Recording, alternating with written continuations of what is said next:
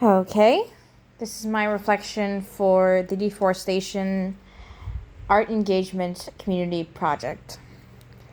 I'll say this, talking with the international students made me realize how much of an international incident deforestation really is. I've always known it was like a big issue, but I never realized how bad it was in certain countries. Like in Uganda, it's gotten so bad that it's actually illegal to chop down trees unless you're going to plant another one. And we all talked about how most people live off of not just of the trees, and people cut them down because we need to make room for like shelters and shopping malls. But it also, the government thrives off of chopping down trees. And it also costs money to pay more for them, which is so interesting. I never thought about it that way because I always thought the simplest solution to deforestation was just to not only chop down less trees, but to plant more trees. But that's not the simple solution because it's an international issue. I also realized that while deforestation is a bad thing, there are so many reasons why people do it, and it's not just to tear down the rainforest or destroy God's world, because that's what I always used to see it as. Like I said, I used to call people who chop down trees destroyers of animals' home. But it's definitely more than that. It's not just people chopping down trees. It affects everyone. It doesn't just affect us in the United States. It affects the community and affects the climate because more trees mean more heat goes into the air because of the greenhouse effect, and therefore climate changes. And as we go further into the future, people argue more and more about how to handle it or whether or not it should be illegal, which is so interesting because I always figured that deforestation would be something that kind of dropped over time. But looking at it, definitely, it seems like it'll always be an issue that persists.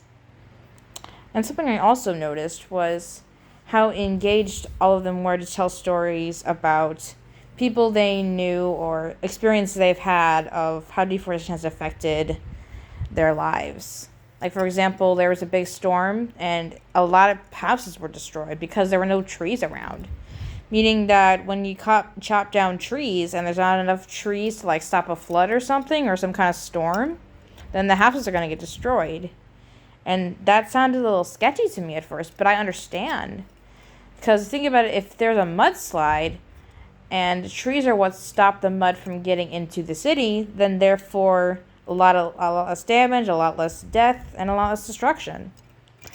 And I joked a lot of times about we need to give love to the trees or hug the trees. But in reality, trees are not just plants. They don't talk like we humans do, but trees are a species on this earth that was created by God for a reason. And sure, we can all say, oh, it's just a few trees, and they'll all come back. And I talked about that a lot, and we all did too. But it definitely seems like a lot more people are not understanding that they can't just depopulate the population of trees, because that's what we do when we chop down trees. Now, of course, no one goes around saying, I hate trees because we need them to breathe. Which is true. We do need them to breathe. There wasn't any trees around, we would all be dead. But of course, we go around saying, I hate you to people when we're upset with them or angry with them, but we never say that to trees.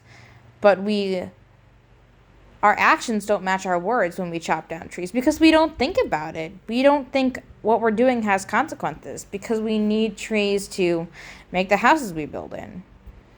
And it's kind of just second nature. We've been doing it since the dawn of time. And I don't think that's ever going to stop. I wish it would be a lot less so we wouldn't have to worry about climate change and all global warming.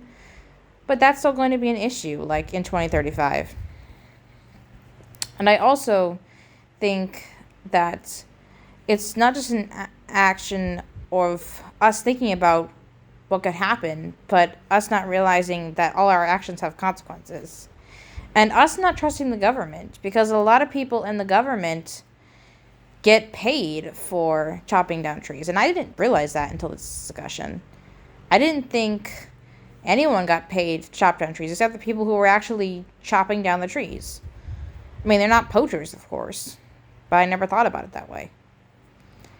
So, yeah, I can definitely say that this experience and this discussion has taught me a lot, because I never would have thought that so many people had those thoughts on deforestation and how bad it can get in some other nations. I always just thought that it was the same everywhere. And I love the fact that we all discuss the facts that the ratio of people cutting down trees and replanting trees is not the same. It's very different. People try to keep it equal, but it's not equal. It's like a scale that is way too much on one side. They're either cutting down too many trees or planting too many trees. Because we obviously can't plant 10 trees in the backyard, because then they grow, and all about the roots. Those big roots will trouble you.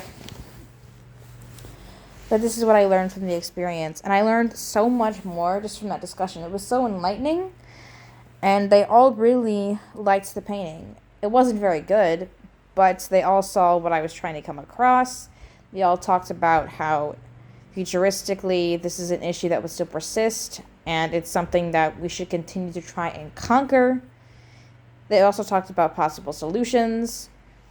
And I think it's really interesting, all the ideas they had, because I'm not sure that we can have just one solution for this issue. I don't know if there can ever be a way to just stop doing it, because we can't ever say don't cut down trees. Because just like the rule no hunting, if people didn't hunt, then the animals would get overpopulated and we wouldn't be able to eat. But we also can't say hunt all the animals, because then there also would be nothing for us to eat. It's just the same with trees. If we don't chop any of the trees, they will grow and overrun the land that we need to live on. But if we cut down all the trees, we won't be able to breathe. So either way, we lose. And that is just something I've learned while doing this assignment. And I hope that you all... I am also intrigued by the fact that I got to learn about other things that people chop down trees for.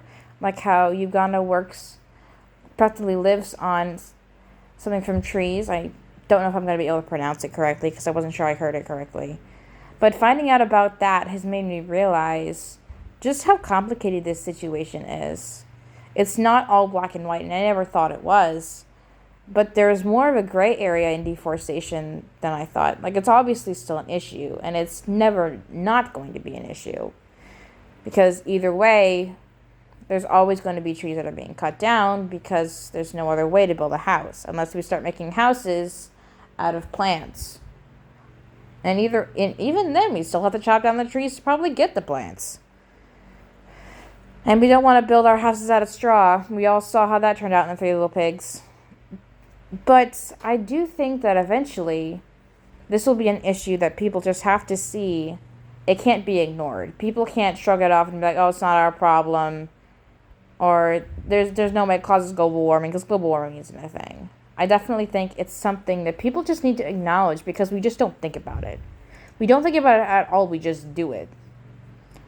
And if we keep ignoring those issues and more like it, then we're going to live in a society where maybe there are not a